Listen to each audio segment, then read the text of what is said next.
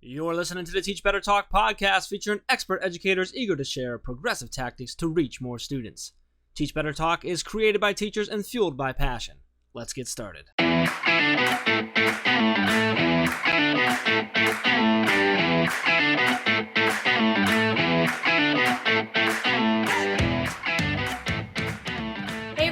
Welcome to episode 183 of Teach Better Talk. My name is Ray Hewart, and as always, I am with my horrible co-host, Jeff Gargas. Jeff, how are you?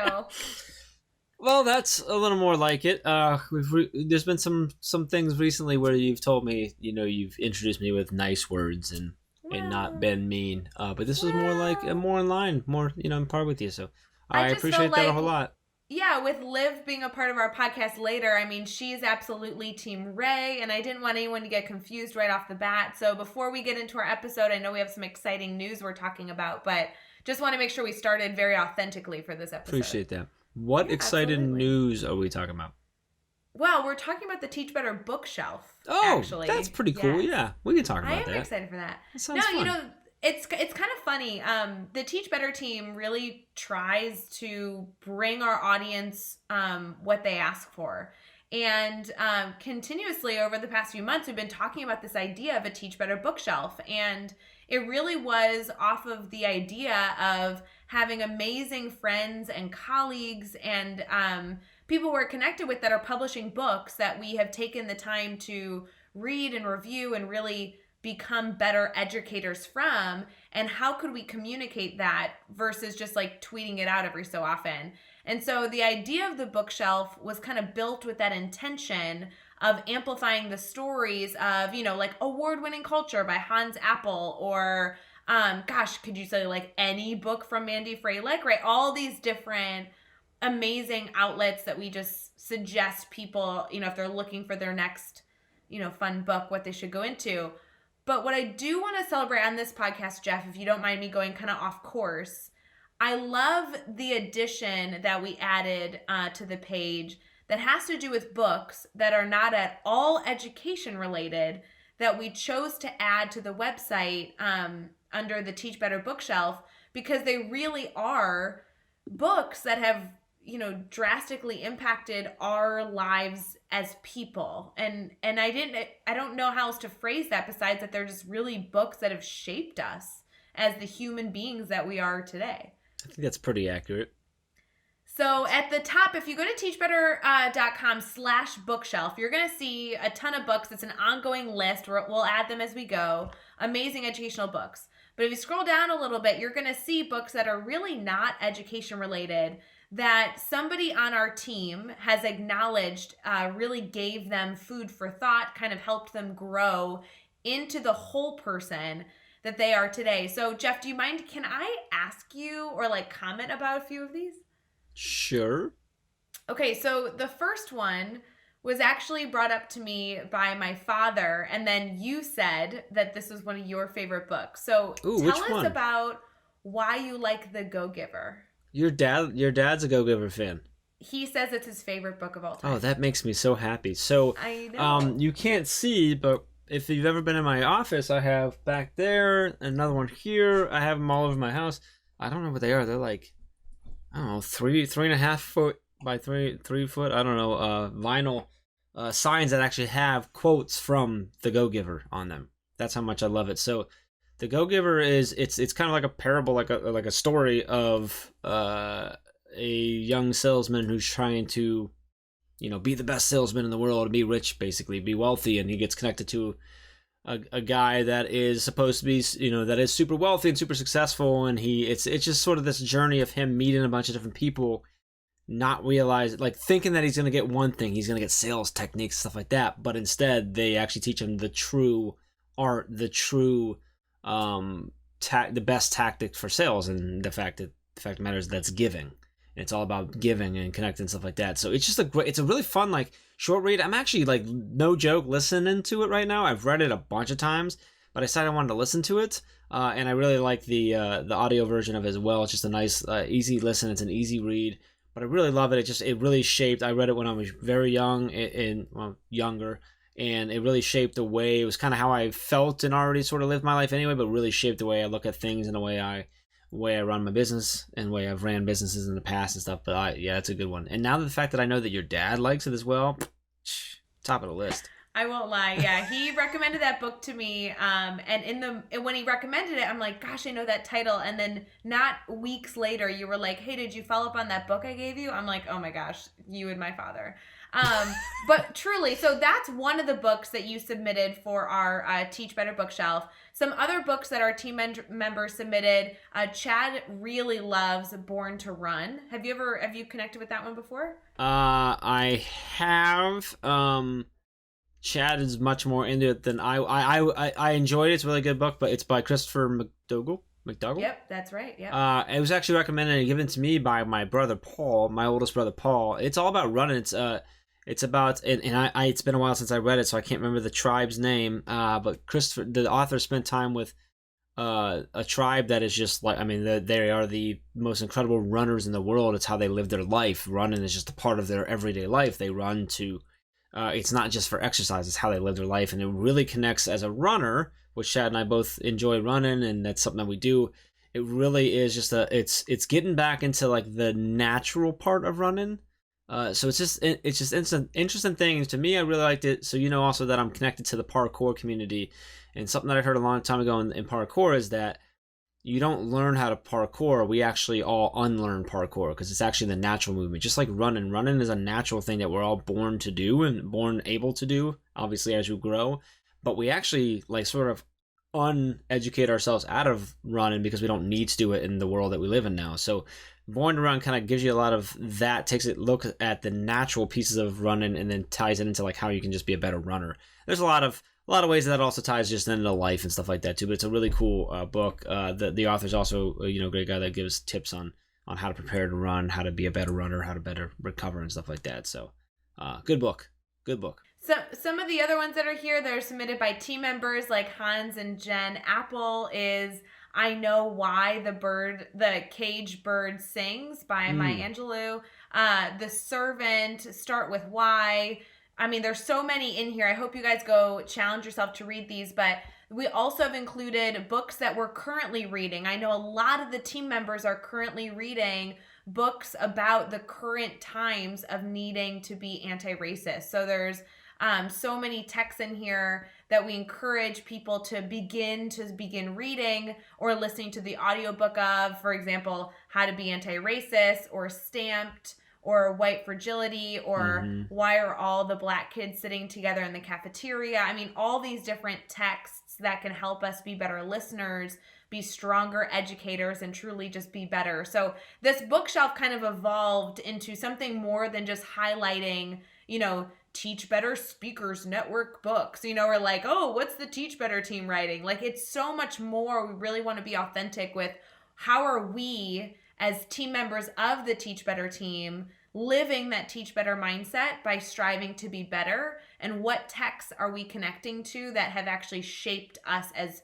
human beings. So I'm really excited for this bookshelf. It's a great way to amplify amazing stories, and I hope you guys go check it out and even reach out. If you have a book that's drastically impacted you as a human being, let us know, and hopefully somebody on our team can take a peek at it and continue to grow as well. So that's the whole point of the Teach Better bookshelf. Yeah, I think it's going to be really cool. It's going to be this ongoing thing like you mentioned. I think essentially in my mind what it's turned into now is anyone on the team that reads something and goes, ooh, that hit me, like it's probably going to get added. Or even if you're in the middle of it and you're like, man, this book's really getting to me, I'm really feeling it, then we're probably going to add it so that you can experience that too. Ideas are certainly welcome for sure, because we can dive into it. So yeah, and to be honest with you, like you guys know, there's so many education books that we've reviewed and read and got so much value from. We really want this to be a purposeful space that we know that anybody that picks this up is going to get value from it. So just know that we are being very strategic and specific and trying to make this a really valuable resource for everybody who takes part in visiting it. Love it. Very cool. All right, let's talk about this episode. This was a fun one. This was a big one. Because we were super pumped to have this educator on. Livia Chan came into our world actually because we got connected on Twitter, but she really got involved when I invited her on the podcast. I had been connect with her just for a very short time, but I'd seen some things that she posted. I interacted on a couple of things. I was like, oh, I really like, what she's saying. She's up in Canada. She seems super passionate about what she's doing. I'm gonna invite her on the podcast, and she said that she kind of was like, oh, I wonder who is Teach Better, and she dove in, and she has been so involved in our world since then, which has been a couple months now. So much so that we actually asked her to be one of our initial and kickoff ambassadors, which she gladly jumped on. We're so pumped about. And she really has been just involved in everything we do. Every webinar we put on, everything, every live video we have going on, there's Livia just popping in, saying hi, spreading some sunshine, spreading some knowledge, and just being a part of it. And we're so pumped to have her on the podcast. So Livia Chan is a elementary teacher. She's taught grades 1 all the way through 4. She's been on her district staff development team. She's been a learning technologies teacher or team in learning technologies. So she said that's sort of like a instructional technology leader, in the States. She's been teaching and been a teacher for 21 years, so lots of experience. She serves on the district mentorship committee and the Building Your Leadership Capacity Committee. She's moving into a role as a head teacher now. It's just super, super passionate. She's a coach. She brings a lot of that into our conversation, which I love. And like I said, she's also a Teach Better ambassador. She just carries the Teach Better mindset, I think, in everything she does. And this was just so much fun for us. Ray, I know you are a huge Livia fan. Anything else you want our audience to really catch on to or listen to in this episode? No, I think the biggest thing is to make sure you connect with Liv and really choose to be an active learner. And also, hashtag Team Ray. She's a Team Ray fan, so I'm all about it. All right. Well, with that lie, we'll get an episode 183 with Livia Chan. All right. We are here and we are chatting with Livia Chan. And Liv, it is so awesome to have you on the podcast.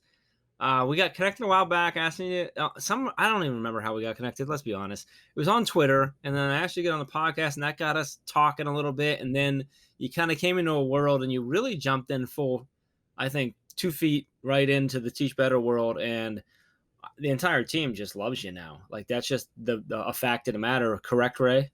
Oh, she's a part of every conversation I feel like the team has. We just love it, and we love how active you are in the community. So it's so excited now that we're finally to the date that we scheduled and stuff. So super excited to just learn more about you, talk about your story, and just highlight you today. Before we get too far into that, how are you feeling right now? I am over the moon, ecstatic, and thrilled, all rolled into one. I've been looking forward to this ever since you asked me, and it's such an honor to speak with you. I've learned so much from you and the Teach Better team. I feel like if we were in a room together and I was standing next to the two of you, I would just get smarter through osmosis. Honestly, I really do. Well, maybe next to Ray. Oh my gosh, Liv, you're so funny. I honestly don't know what the team can do. It doesn't feel right unless you're a part of it. We recently were hosting 2 webinars at the same time, and you were only in one and not the other. And every time I logged into the other webinar, I'm like, wait, we can't start. Liv's not here yet. I'm so confused.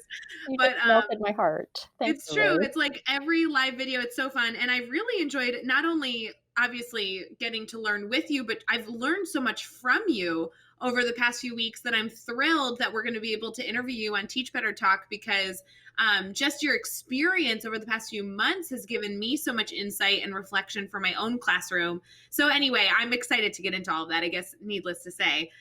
But before we get too far into this, for listeners who may not be connected to you, maybe don't know all about you, how would you typically describe yourself when somebody asks you what you do? Well, for the last 20 years or so, I would say I'm a passionate teacher and a coach. Most of the time, I've been teaching grade 2, 3. Last year, I had a taste of grade 1, and this year, a taste of grade 4. In the past, I've had an opportunity to serve on our staff development team in learning technologies for 6 years. And I think in the States, you call them instructional technology coaches or something like that. Yeah, that would probably be accurate. Okay. Yeah, that's where we go from building to building, building capacity across the district. So I was given 27 schools to support and loved every single one of them, and building relationships with all the different teachers and the administrators. It was quite a an honor and a blessing to be in that role. But 2 years ago, I went back into the classroom, not by choice, but went back into the classroom, and I have been loving it ever since. Because when I went into onto the staff development team, it took me probably a good couple years to get used to that role because I so miss working with kids. You know, it's a little bit like in this pandemic where you don't get to see your kids all the time, and I was pining for that relationship with kids again. But I knew that working with adults was a little different experience because anything that I could work and teach them, they were it would make the experience for the kids better. So it was a different way of reaching kids, if you know what I mean. Yeah, Yeah. absolutely. And then, Um, oh, sorry. oh no, go ahead. Go ahead. Don't let me stop you from going. And then next year, I have an exciting new role as a head teacher at a different school, and there's a new administrator because there's a retirement at that school. So, really excited about next year going into a brand new school to get to know a new community and work together with another uh, phenomenal administrator. So, I'm excited about that. That's pretty cool. That's an exciting new adventure there. And I know I've seen you coach. You do some coaching as well. Do you coach Mhm. still? I do. So, years ago, I coached basketball in school, and then when my kids were younger, I coached Odyssey of the Mind. Do you know what that is? It's a creative problem-solving Yes. team. Yes, and we actually won provincials, and we got to go to Iowa for the world competition. So that was really cool when my kids were, I think, in grade 4 and 5. And then currently, I coach ringette. So I don't, Do you really? I would be rich for the number of times that I've explained what ringette is. Do you know what it is? Well, I'm gonna make it. I know what it is, but I think Oh, it's very unique. But I'm guessing that so the majority of our audience is in the States, so I'm yeah, guessing they probably don't know what that is. Can you yeah. explain it? Just because, Ray, have you ever heard of that before? Do you Yeah, know what ring it I won't lie. I was trying to avoid saying I have no idea what you're talking about. is? Can you lay it out? I have an idea. I know what it is to an extent. Like I've seen it, I understand Right. it, but I'm a hockey guy, so like Okay. Yeah, it's an ice sport, so we wear pretty much the same gear. The cage is a little bit different because the ringette stick is just a stick. There's no I was blade. gonna say your sticks are weird. It's missing part of it. It's not weird. Your stick is weird. That's the quote of the night. For a hockey guy, it is. Yeah, I suppose. And Because then it's we just it's just the shaft, right? Just the straight stick, right? yes, That's all. yes, No, yeah. yes. And then there's a plastic tip at the bottom, and then we play with a ring. And so Mhm. in hockey, you have a blue line where you can't pass before the puck goes over. Mhm. Well, in ringette, you have to pass over the two blue lines. So it really makes Mm. it a team sport because you can't go from end to end. You have to pass it twice before you can take a shot. Oh, Mm. interesting. And it's you have 30 seconds to take a shot. So as soon as your goalie has it, passes it out, you've got 30 seconds to take the first shot, and then you can reset the shot clock. So within 30 seconds, you have to make two passes and Yes, then a and shot. Yeah. yes, yes. So the game Wow, is so a lot that's, like, faster. much more yeah, like, Yeah, you're working within a lot of restriction there, so you really gotta get creative and yeah. move, huh? And so you have to be more agile because you're not Yeah. worried about losing the puck. But I love the sport. So passionate about it. Okay, I'm gonna have to look this up to watch a game. That's for sure. I have an image in my head, but I'm worried that it may not be the right image. Yeah. I learned a lot of hockey so I've always been a big fan of hockey, and so I've Mhm, always enjoyed, like, learning more about, like, field hockey in the States and then well, yeah, but I've only seen it, I haven't really looked into it, so that was I just learned a ton right there, so that's mhm, really cool. yeah. So I see myself as like a coach and a connection maker in how I live and I interact with others. You know how you have those coaches that are really enthusiastic and they're like a cheerleader and they're positive and they're encouraging and they uplift their athletes and they're upbeat. I kind of feel like that. I just love people and teaching is all about relationships. And so that's why I love teaching and I love coaching. Hmm. I haven't got any of that from you at all, Livia, I don't know. Liar. No, I love that, and so I wanna touch on, with everything going on with COVID and school shutdown and everything like that, your school, well, all of British Columbia, I believe, just Yes, went back for June. yes. Can you kinda show so now, today it's the 15th, so you've been back for 2 weeks essentially, Mhm, right? that's right. That's right. Can you kind of share what that's been like? I know it's been a little bit up and down, and I don't Yeah. know if it's been super consistent or not, but can you share with us sort of how that's been for the last 2 weeks, getting back into the classroom to Mhm. try and finish the year off? It's been amazing because we have an opportunity to invite back certain students that are have volunteered. They want to come back, Hmm. and the students that chose to stay home have their own reasons, and we all respect that. And when they come in, they we ask them the typical COVID questions, and then they come in, wash their hands, and you should see my day plan that I leave out for them because it's wash your hands and then do this, and then wash your hands and then it's recess, and then wash your hands and then it's play math, and then wash your hands. So we're washing our hands so many times over the day, but it's to keep us safe.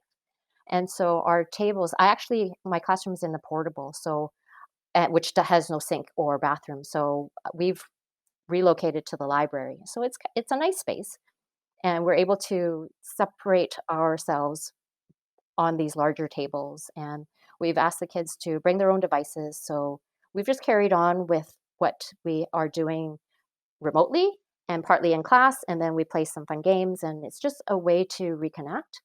And when they first came back, you should see their faces. They were scared, nervous, tentative. But by the end of the day, they were so happy. And I asked them to reflect on their feelings from when they first arrived and how they feel now. And they were just so happy. And I felt happy. And I think it's just really important for us to get back to seeing each other face to face. And it's been amazing. I've loved seeing them face to face. And we've done Zoom meetings while they're in school. So we had presentations for our passion projects. So we're still connecting with the kids at home while we're at school too. Hmm. And so, are you back? Are you in the classroom all 5 days a week, or is it just certain days? How are Only you set up? right. I only Monday and Tuesday Okay. because I only have 7 kids that have returned out of 24. So Okay. it's just one cohort. They come Monday, Tuesday. Teachers that have more kids, they have cohort one Monday, Tuesday, and then cohort two Thursday, Friday. Okay. And then the rest of the week, it's just all virtual support. Yes, And Wednesday, no, yes. gotcha. Mm.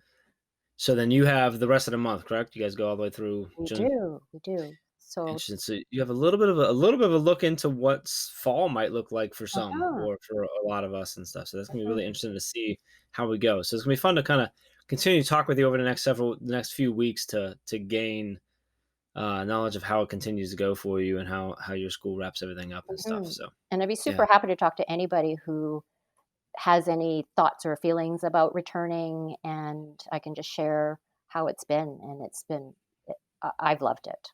I've loved it. Well, there you go. You hear it. We're gonna share Liv's uh, Twitter and other ways to contact her later on, so you can reach out and she can chat you through it and share what's going up there. So appreciate that. Let's talk.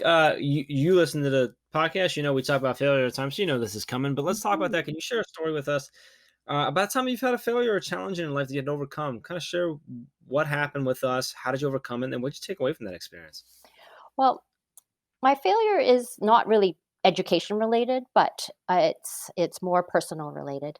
I have had a grandma who came over from Hong Kong when I was 6 months old, and she lived with us for the remainder of her life. And as I was growing up, she did everything for us. My parents owned a restaurant, so they were working 24 no, not 24, not 24/7. They were working 7 days a week. And so my grandma was the one that cooked us breakfast, lunch, dinner, put us to bed, woke us up, got us ready for school. Didn't help us with homework because she didn't speak any English. But I I felt that I never truly appreciated her uh, until after she was gone, and I never felt like I really explicitly told her how much I truly loved her when she was alive. And so I feel like I took for granted the time that I had with her. And when you're younger, you're not thinking how much longer your grandparents going to live. But I guess I took for granted that she would live forever. And so now, when I think back, I feel that that has completely changed how I live my life and who I am. And I feel that I've developed a passion for people, and a grateful heart. So every action that I have with people, it's very intentional, and it's to connect. And I often remind people how much they mean to me, and I'm specific about it. And it's a little bit like carpe diem, you know. You don't know when it'll be the last time you'll see them or speak to them or connect to them with them. And so I just always want to make sure that people know how much I love them, how much I appreciate them. And it's really because of, you know, as when I was younger, I didn't feel that I really got a chance to do that. Wow. That's a powerful story and an important lesson that, you need to appreciate everyone you have while you have Mhm, them and the time you have and why it's so important to be present in the present all the mhm, time. mhm, Jeff, Uh, this would be a perfect opportunity to challenge our listeners to pause this podcast, although you should absolutely come back because there's so much more fun to be had. But pause this podcast and reach out to somebody and tell them intentionally how much you appreciate them. mhm. I love it. I love it. There's your challenge. Go Fantastic. do Go do that. it. Go do it. And then when you are finished, press play and keep listening to the rest of this podcast. All right, we're gonna wait. You go do that. Okay, now that you're back, let's go on. Let's flip it around now, Olivia. Let's talk about a successful moment you've had. This could be something big or something small, but tell us what it was, what happened, why was it a success for you, and then what did you take away from that experience? Mhm. So, as a coach, I often think about what is success and how do you measure it. So, at the beginning of the season, we often talk about, okay, let's define success. What does that mean? You know, you can have big wins. Does that equal success necessarily? No, not necessarily, because you could have played a game where your team was just stronger than the other team, and so you ended up with a win. And and that doesn't mean you're successful. To me, we talk a lot as a team about our improvement and how we have a team atmosphere, and together we win, together we support each other. And so I don't see success as like big success. I see success as little successes every day. It's the small wins that mean a lot. So it's the growth, it's the working together, and every interaction that we have together is the connection, the relationships, the community that we build together. These are everyday successes. And so that's how I see the classroom too, everyday successes. And on my blog, I have a tagline, and it's working together to better ourselves, each other, and the world around us. And I when I thought of that, it probably took me 3 months to come up with that, but I've had that tagline for probably about 8-ish years now, and I still really believe in it. Every time I read it, I feel like, yes, this is what I really believe in. And to me, it feels very similar to yours, you know, better today than we were yesterday, better tomorrow than we were today, and the whole teach better mindset. And I love the idea of betterment, and how in everything that we do, it's, when I think about teaching better, it's actually a lifestyle. That it's not just your teaching part of your life, but everything that you do. So whether it's, for me, it's ringette, or it's, family or friends, it's everything. It's a mindset for I life. really, I really, really, really agree. And I love that you, as a member of our family, as a member of the Teach Better, network, and the amazing educators that choose to carry this mindset. I think teaching is very similar, right? Like to truly embody an idea, like being on a pursuit of growth. I love that, at a pursuit of betterment, right? It really does need to be not just a hobby, not just a challenge, but truly a lifestyle shift. And I so resonate with that. And that must be, Liv, why you connected so well with our team, because I feel like you were brought in, and I didn't actually know that you were connected with Jeff prior to when you started showing up or in our network, but it's just immediate, your presence, the insight you bring. It just seemed so organic. It's like you've been in the family forever. And I'm so happy. Like, I feel like I'm going to remember this moment of like, oh, my life changed when Liv became a part of every live and every, great, rich conversation. And it's just been so fun. But I have to know, with everything you've done, you're so passionate and you have so much to share. What's really getting you like excited about all that you're doing and what you're doing, because that must come from somewhere. Like, what fuels your fire? I think ever since I became a teacher, which is probably similar to the time that my grandma passed, or maybe shortly after, but I have always loved learning. And I remember being a brand new teacher, and one of the reasons why I chose my district to work in is because they offered so many opportunities for professional development. And I would go to as many as I could over the years, and I feel like I'm a Prody junkie. And so everything that I learned, it would just add to my knowledge, and it would make me want to know more. It's kind of like, uh, I don't know how to, it's like when you have chocolate and you just don't have enough, you just want more, right? And, in during this time of the pandemic, we've just been given such a gift of time to pursue our passions. And before, when I was teaching and on staff development, I was just too busy because I was also coaching at the highest level that my daughter could play at. And there just wasn't a lot of time. And so with the pandemic, I've just been able to just slow down and reflect on my growth. And, ever since Jeff DM'd me and said, "Hey, would you like to be a guest on our podcast?" My brain has been on fire, my heart is ablaze, and just finding Ray and Jeff and the team is just incredible. I like, is there a bigger word than incredible? Just how about incredible in bold letters and 100 font with exclamation marks? It's, Oh, you're you too know, it awesome. no, it's you guys are so awesome. And, I think it's the everyday opportunities that we have to grow to be better. And, we're blessed with our PD, right? Every day we have the flexibility to follow who we want, what we want to learn about, when we want to learn it, which platform, whether it's Twitter or, how you have your Facebook groups, webinars, why we want to do it and how we do it. So there's so much flexibility for us to partake in PD every day.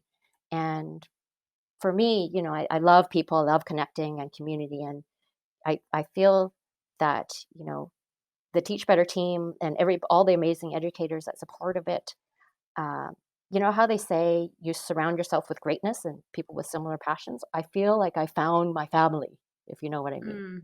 No, I And love that. and you two have made me feel so, so welcome. And everybody talks about that with the team, and it's it's something that I believe in too, that welcomeness. And so thank you. I just really deeply want to thank you for changing my life, because I feel like my life has changed. Oh gosh, you I'm just not crying. You're crying, I Lori. know. You're the best. Oh, it's so fun. It's just funny because, we love having our podcast as a platform to amplify teachers' voices. And there's so many amazing stories we've been able to hear on the podcast. But truly, looking at my calendar today, I was like, I cannot wait to have you on the podcast specifically just to talk shop and learn more about you. And I just so appreciate all this amazingness you are sharing so far. I know you listen to the podcast, so you know that question 5 always has to do with advice. And I really am excited to ask you about this because as a coach, as a valuable teacher, as somebody who's constantly sharing with others, if you had to narrow down, I know it's going to be so tricky. If you had to narrow down one piece of advice that you would give any educator, and I know sometimes we say, a new teacher, a veteran teacher, truly anybody in the field, what would your piece of advice be? I would say that in order to teach better, you don't need to make big changes. So instead, you make small changes. And I've thought about 6 different ways that you can make small changes. So I see it like a sandwich. We're going to start with people, and then some classroom ideas, and then end off with self. So the first one is people, and the small thing that I think people can do is to just reflect on your interactions. How do you connect with others? Whether it's the staff, your own students, their siblings, their parents, people outside of your school community, other teachers in the district. And it starts with the greetings. You were talking about that the other day, Ray. I believe it was on Facebook, and how you teach your kids how to handshake and the body language and all that. And I feel the same way, that how you greet someone is so important. You have to say their name. And in Chinese, we have this thing. When we were growing up, we're always told to, when we say hello to any of our aunts or uncles, or my parents' friends, they were always auntie or uncle. So you always had to say their name. It was ingrained in us. So I did the same with my own kids at home and my own students. And so it's so nice, they walk in, and every single student, "Good morning, Miss Chan. Good morning, Miss Chan. How are you?" And I do the same. I say every single kid's name first thing in the morning with a huge smile on my face. And it's, that warm greeting. That's the first thing they see when they open that door, right? So that's, to me, a small change you can make. And I even see in school, when sometimes you're walking down the hall, and whenever I see our custodian in his little office, I always stop and I always say hello, and I ask him how he's doing. But I see other people, they might walk on by, or uh, they don't do that. And I just think, I may be interrupting what he's doing, but to me that's important. I saw him, so why not take that opportunity to just stop and say hello, how are you, thank you for cleaning our school, Yeah, right? And absolutely. and then, okay, I also think that, you know in terms of people, SEL is more important than ever. And so every day we do some kind of daily activity. And, I think that curriculum is not as important as learning about themselves and their place in this world. And even during parent interviews, in the beginning of the year, I don't hesitate to tell them that it's about people, and more so than, or relationships is more important than the curriculum that I'm teaching them. And you know, in our district, we use the term notice, name, and nurture. I don't know if you do that in the States, Hmm. but it's, really anytime you see something that you think you really want to foster and see more of, then when you notice it, you have to name it, and then you nurture it. And so when I see kids that might, for example, somebody sneezes or starts crying, and then a child will run to the Kleenex box and grab a Kleenex and give it to that child. Well, I'm going to make a big deal out of it, because I want people to do more of that, right? And so when you name it, like I often think about people that, say to me how, kind or gracious I am, or, and the more I hear it, the more I feel like, oh, that's how I am. That's what I do. And so if kids are constantly hearing that you're that's so kind of you to do that, that I think it encourages them to continue doing that. That makes sense. Absolutely. And then gratitude. I think gratitude is meant to be shared, and you don't just take the opportunities, but you make the opportunities, and you act on those feelings of gratitude. So quite often in the morning, I'll wake up and I'll think of a friend because they've done something for me the night before. Then I'll make sure that sometime during that day or in the next couple of days or so, I will make sure that I email or text them to say, I was thinking about you the other day, and I really want to say thank you. And I think that makes a huge difference, you know, um, in having people know that they are appreciated. Right? Mm, I love that. And then building community, I think, is really important in every interaction that you make. Do you know Peter Block? No, He tell me more. Okay. He wrote a book called Community: The Structure of Belonging. And I'm just going to read a quote here. The key to creating or transforming community, then, is to see the power in the small but important elements of being with others. The shift we seek needs to be embodied in each invitation we make, each relationship we encounter, and each meeting we attend.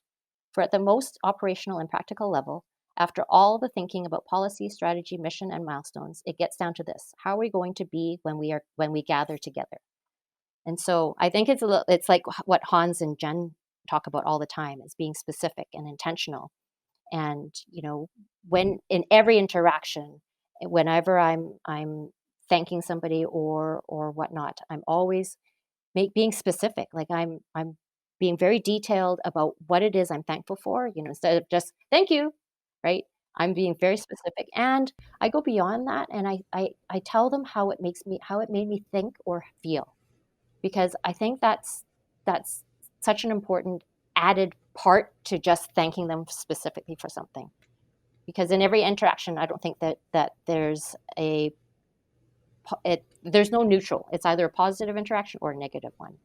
And Mm. so every interaction is an opportunity to touch someone else's life and to make it better.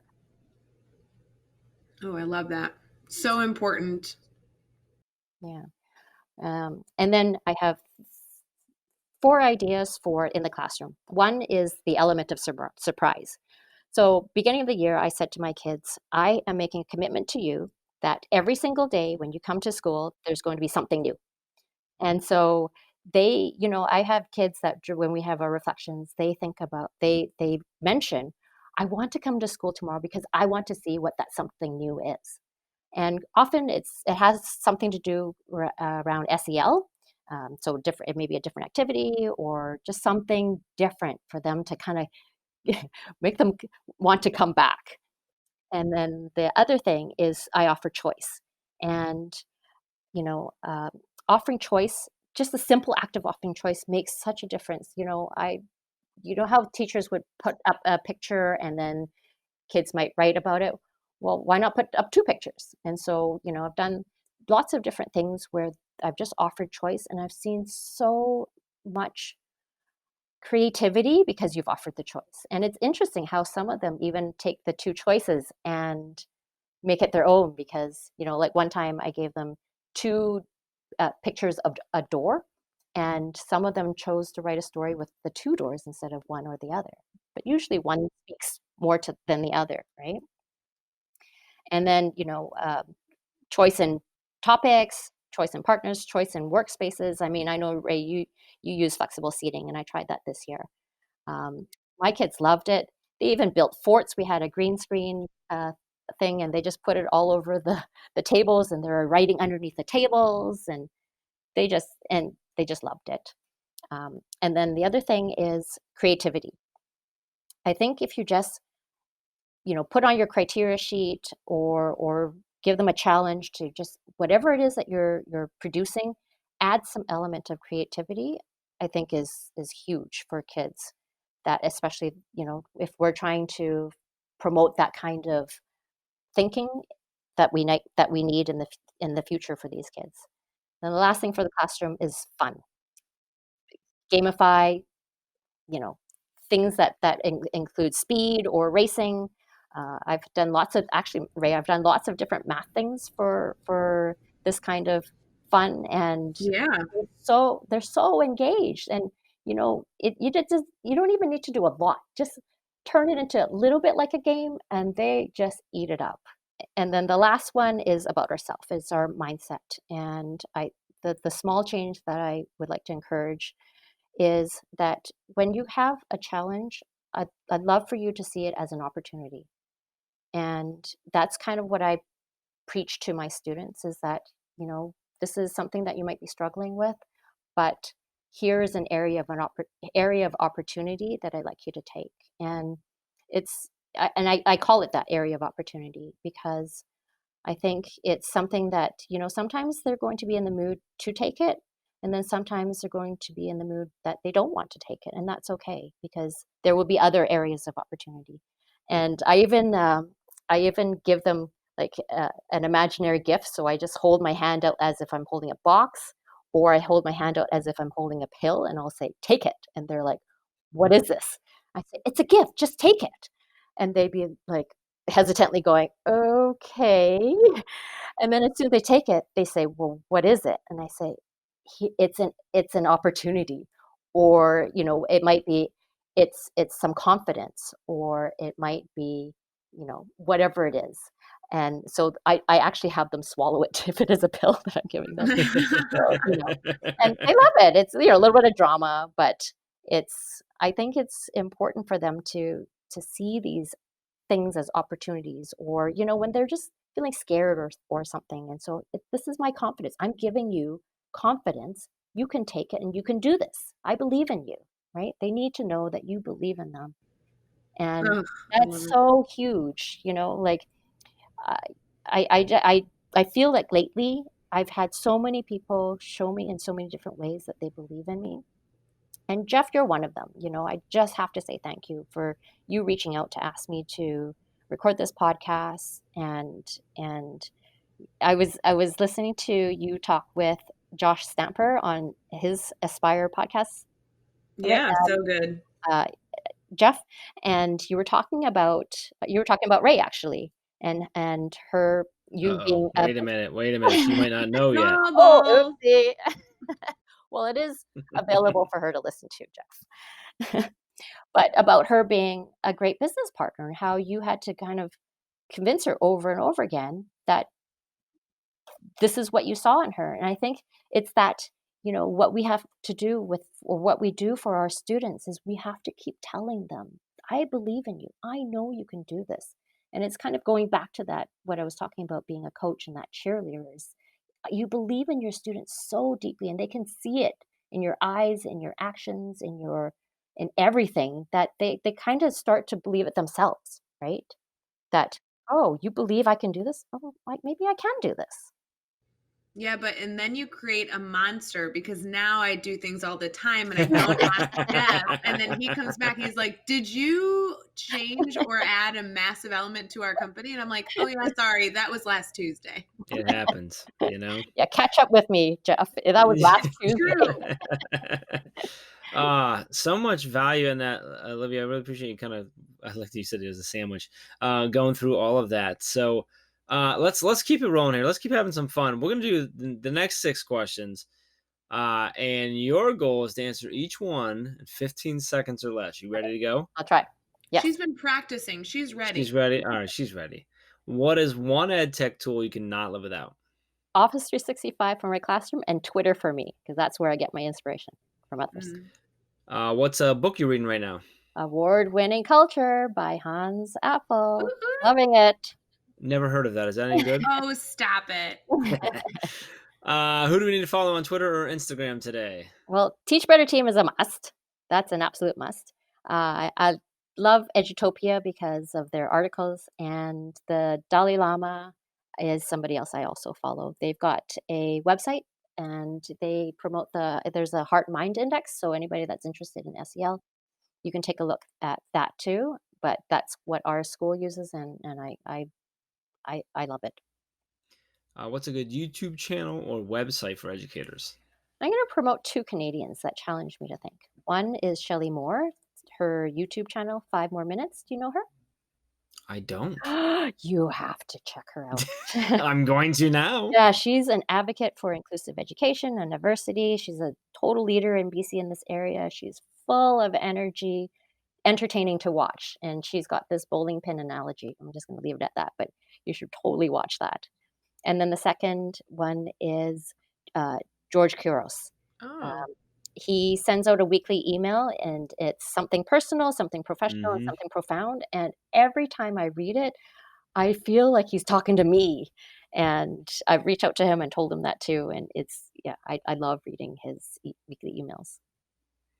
Awesome. Give us a daily, weekly, or monthly routine every teacher should get into. I would say give the gift of connection to yourself, to people close to you, and to people that you don't see all the time.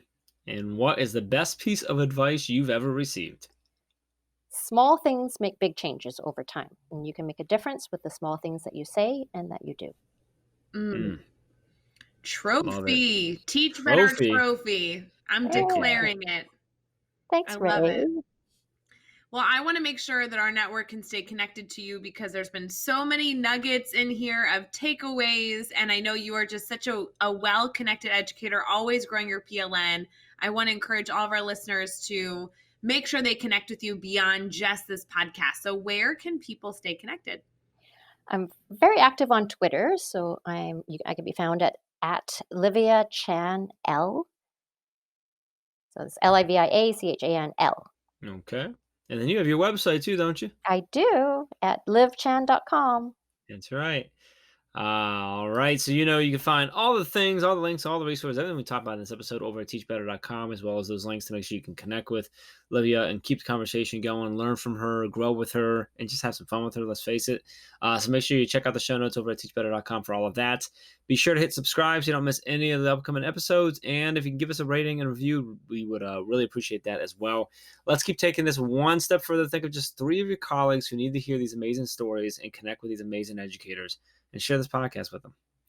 Livia, this was awesome. So happy that we got to the day that we had it scheduled and we were able to get you on here. It's been so much fun just getting to connect with you and just like we were talking about earlier, just seeing you in on everything and learning with you and growing with you and learning from you and growing because of you.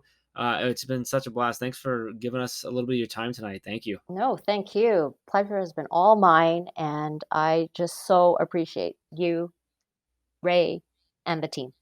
Thank you. I love it. And until next time, let's get out there and let's teach better.